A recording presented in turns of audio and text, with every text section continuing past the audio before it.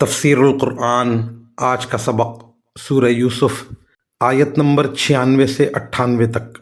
اعوذ باللہ من الشیطان الرجیم، بسم اللہ الرحمن الرحیم۔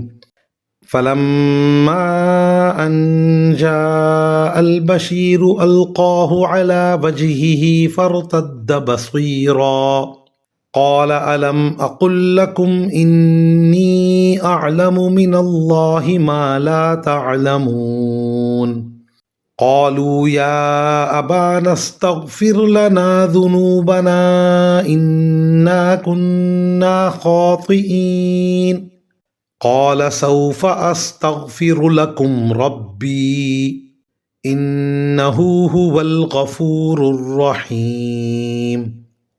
ترجمہ: پھر جب خوشخبری دینے والا پہنچ گیا تو اس نے یوسف کی قمیص ان کے منہ پر ڈال دی اور فوراً ان کی بینائی واپس آ گئی۔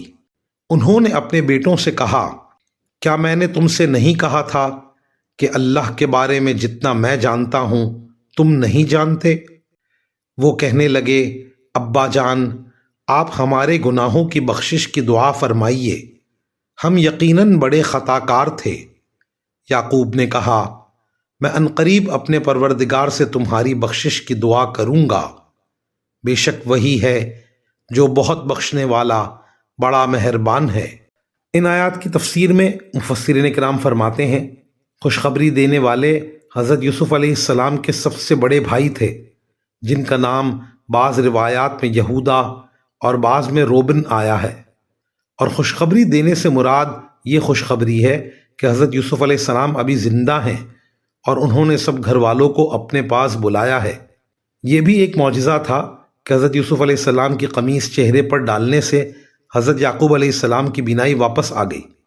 مفسرین نے فرمایا ہے کہ حضرت یوسف علیہ السلام کی قمیص سے کئی اہم واقعات ظاہر ہوئے۔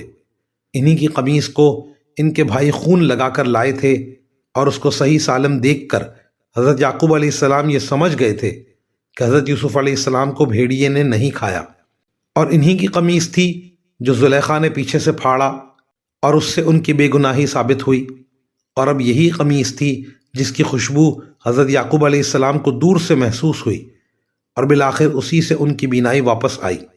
وآخر دعوانا ان الحمد للہ رب العالمین۔